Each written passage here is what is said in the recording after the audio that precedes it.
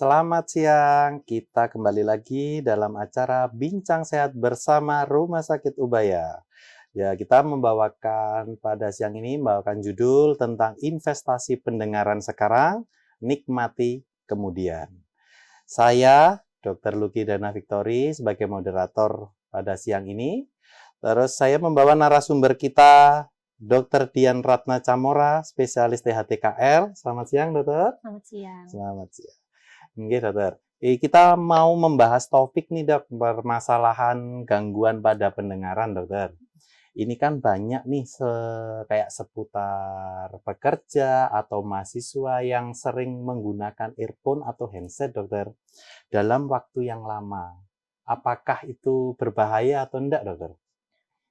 Jadi penggunaan headset dalam waktu yang lama dikatakan berbahaya, iya, dikatakan tidak juga iya. Jadi kita tergantung pada, bagaimana, penggunaan headset itu digunakan sesuai dengan fungsinya. Oke, dokter. Kalau kita menggunakan headset, dengan misalnya pakai volumenya keras nih, itu sudah melebihi kemampuan batas, si telinga, termasuk di dalamnya adalah organ pendengaran, maka itu ya nantinya bisa menimbulkan gangguan, seperti itu. Apakah ada kayak maksudnya batasan seberapa kenceng atau apa gitu enggak, dok?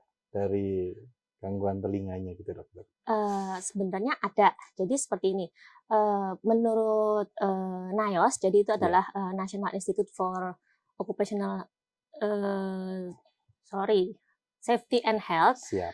dan juga menurut WHO, jadi ada dua pendapat. Oke. Dua pendapat ini sebenarnya berbedanya sedikit.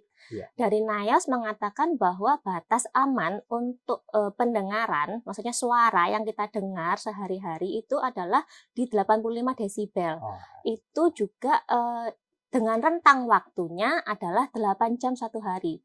Dengan gitu ya. catatan bahwa menurut NIOSH, 8 jam 1 hari itu bahwa kita bekerja selama, 40 jam dalam 1 minggu. Itu berarti maksudnya batas kita untuk mendengarkan suara keras. Sedangkan menurut WHO sendiri, batas yang maksimum yang diperkenankan untuk didengarkan itu di 80 desibel. Jadi bedanya sedikit sebenarnya. Cuman, untuk rentang waktu yang diperbolehkan, maksudnya kita menjaga pendengaran tetap sama di 8 Di jam 8 jam itu dalam ya, satu dokter ya. hari dengan, catatan totalnya adalah 40 jam dalam 1 minggu, Oke, seperti itu. dokter. Kayak itu tadi, dokter, kapan sih suara kita bisa dikatakan menyebabkan gangguan pendengaran? Terus dan bagaimana pengaruh hal tersebut dalam kehidupan sehari-hari kita, dokter? Ya, jadi suara yang kita dengar itu, kalau dalam perbincangan sehari-hari seperti Oke, kita berbincang siap. begini, itu, rentangnya di antara 30 desibel sampai dengan 60 desibel. Oh, oke, oke. Rentangnya segitu. Jadi kalau kita berbisik itu 30 30 desibel. desibel, Kalau kita oke. berbicara seperti ini itu 60 60 desibel. desibel. Kalau yang kayak headset tadi? Kapan kita curiga itu melebihi batasnya, Oke. kalau headset itu dapat kita di, pengaturan volume pada Oke. aplikasi, maksudnya yang kita gunakan di handphone ataupun Iya. di, tablet ya. Jadi kalau di sana dilihat bahwa, volume bar-nya, kekerasannya yang kita dengarkan melebihi dari 60%, maka itu sudah berbahaya, itu sudah batas atas, kita nggak boleh lebih Oke, dari oke. segitu. Siap, siap, dokter. Gini, dokter, mungkin ada yang ingin tahu untuk apakah gangguan pada telinga atau pendengaran ini, mungkin apa nih, Dok, organ yang terkena, dokter? Biasanya ada gangguan yang terlalu kencang atau apa, itu apa, dokter? Ya, jadi begini, sebenarnya dalam proses mendengar itu Oke, sendiri, itu, ada banyak organ yang terlibat ya. oke. Jadi, yang pertama, kalau kita mendengar suara, maka suara itu akan ditangkap oleh daun telinga dan liang telinga. Oke. Kemudian gelombang suara ini nantinya akan menggetarkan, gendang telinga. Hmm, Gendang telinga yang bergetar akan, menyalurkan getarannya ini ke tulang-tulang pendengaran. Nah, getaran ini kemudian oleh tulang-tulang pendengaran ini akan diamplifikasi sehingga sampai ke, rumah siput atau koklea. oke. Di dalam rumah siput atau koklea ini sendiri itu ada isinya tuh ada cairannya, ada sel rambut, ada pembuluh darah, ada membrana. Nah, kemudian nanti, kalau kita ada rangsangan suara, maka terjadi perubahan pada cairan yang ada di dalamnya rumah siput ini. Oke, iya. Pergerakan cairan ini akan menyebabkan sel rambut yang berada di dalamnya rumah siput ini bergerak. Jadi dia bisa bergerak ke depan, bergerak ke belakang. Jadi pergerakannya seperti itu. Kemudian dari pergerakan ini nanti akan berubah menjadi rangsangan impuls-impuls yang dikirimkan sel saraf yang ada di telinga sampai ke otak. Jadi dalam proses mendengar itu sebenarnya kita memerlukan telinga sendiri, memerlukan saraf-saraf pendengaran dan perlu otak. Nah, sehubungan dengan suara keras itu sendiri, sebenarnya yang paling sering terluka, maksudnya paling sering terganggu itu adalah si sel rambut ini. Jadi karena suara yang terlalu keras itu, sel rambut ini yang harusnya dia gerakannya mungkin cuma sedikit gitu ya, terus dia jadi tertekuk banget akhirnya. Oh, itu pengaruh ya, Dok? Itu pengaruh. Jadi kalau dia terlalu tertekuk, si sel rambut ini, kalau dia tidak bisa memperbaiki dirinya sendiri, ya dia jadinya mati sel rambutnya. Nah, kalau sel rambut ini sampai mengalami kematian, itu kalau 30-50% kematian sel rambut aja kita nggak terlalu kerasa biasanya. Kalau sudah lebih dari 50% itu nanti muncul manifestasi, maksudnya muncul gejala. Kita ngerasa, oh ternyata kok kayaknya pendengarannya terganggu ya. Jadi mulai seperti itu. Ya itu kayak kapan, Dokter? Kayak seseorang itu mengalami atau dicurigai ada penurunan pada kualitas pendengaran itu tadi? Iya, jadi karena ini gejalanya kadang mild banget ya, Iya, jadi iya. nggak langsung kelihatan nggak dengar. Iya, benar, Dokter. Biasanya gejala awal itu bisa berupa berdenging di telinga. Oke. Jadi kayak kok kayaknya ada bunyi denging, tapi kok nggak ada sumbernya, itu Ya. kita harus curiga. Kemudian yang kedua, ketika kita lagi berada di tempat ramai, kita tidak bisa mendengarkan dengan jelas orang yang jadi lawan bicara kita. Jadi misalnya nih lagi di jalan, lagi mau nyebrang nih berdua Ya, gitu ya, ya. kita ngobrol, terus kok nggak Kok dengar nggak ya? dengar gitu ya, Ngomong Dok? apa ya? Oke. Itu berarti kita sudah harus curiga ada penurunan pendengaran. Oh, iya. Kemudian yang ketiga, ketika kita mulai tidak bisa membedakan kata konsonan yang mirip. Jadi misalnya nih huruf F dan huruf S, kita dengarnya kok ini apa sih ngomong sih kok nggak jelas Oh, ya. oke, oke. Itu tanda yang ketiga. Kemudian juga pada beberapa orang muncul kayak jadi lebih sensitif telinganya. Jadi kalau kita ngomong biasa harusnya tidak apa-apa, dia jadi sakit. Oh, Gitu. itu pengaruh ya, Dokter ya? Pengaruh. Terus kalau untuk kayak kebiasaan dari orang-orang kayak mengorok kuping atau kebiasaan untuk kayak mungkin pembersihan dari telinga itu pengaruh nggak, Dokter, untuk anjuran Sebenarnya sering atau apa gitu?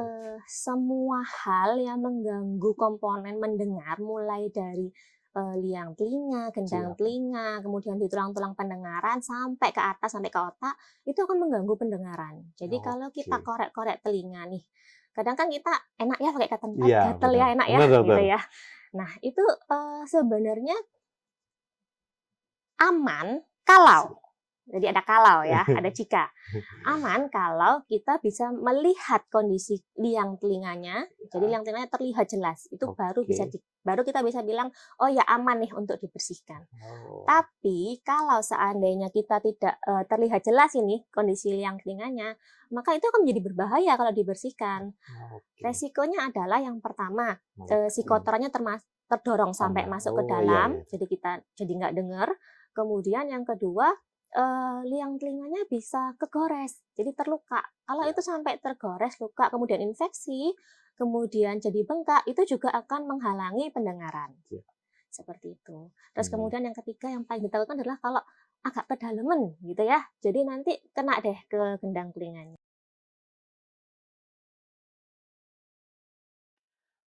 Gini, Dok, untuk kebiasaan yang harus dihindari untuk menjaga kesehatan pendengaran itu apa aja sih, Dok?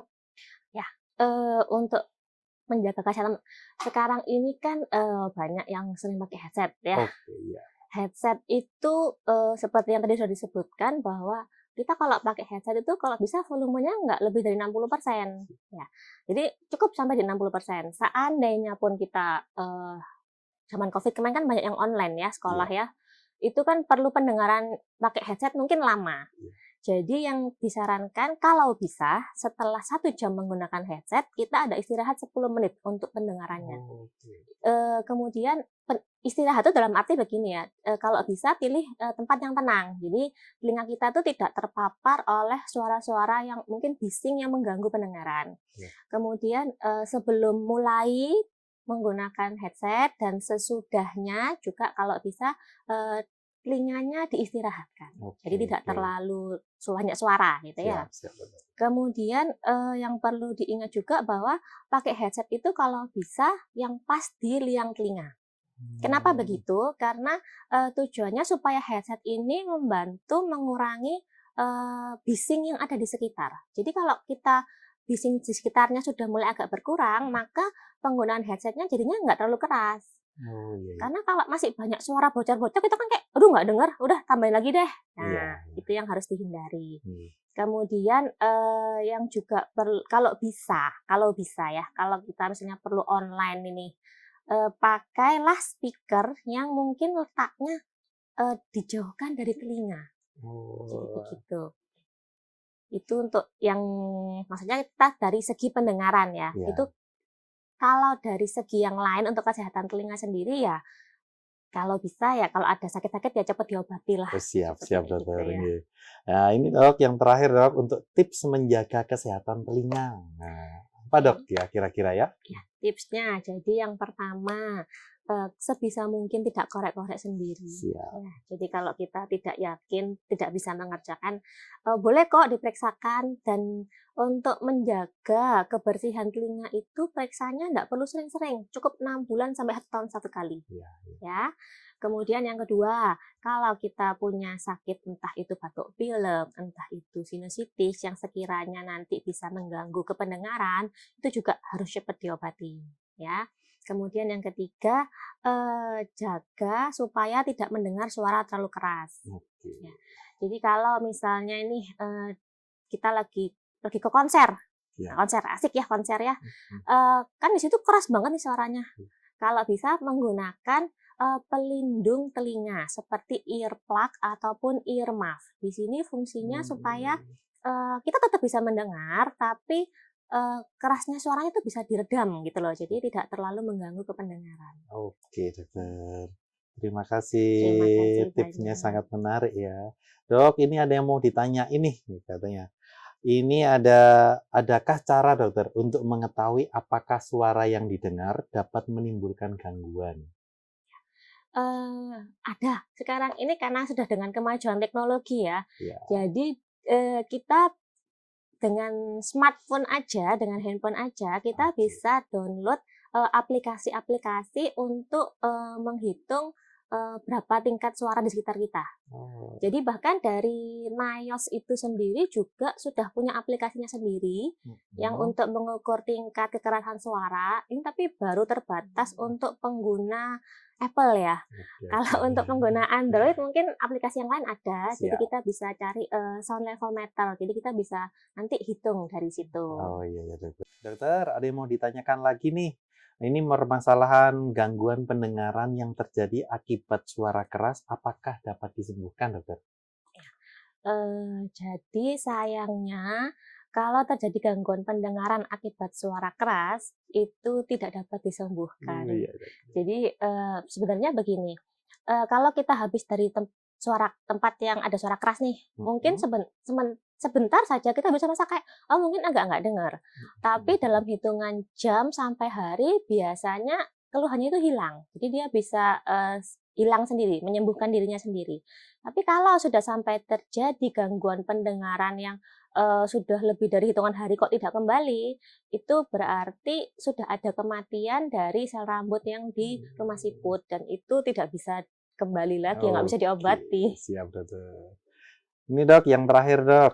Nah, kalau sudah terjadi gangguan pendengaran, langkah apa dokter yang harus dilakukan selanjutnya? Ya, jadi kalau memang kadang itu gangguan pendengaran itu yang merasa bukan kita sendiri, tapi Iya. orang lain di sekitar kita. Jadi kalau memang sudah ada yang mulai bilang, kayaknya kamu kok nggak denger deh." itu kita harus mulai lebih aware ya, harus lebih hati-hati dan segera periksa.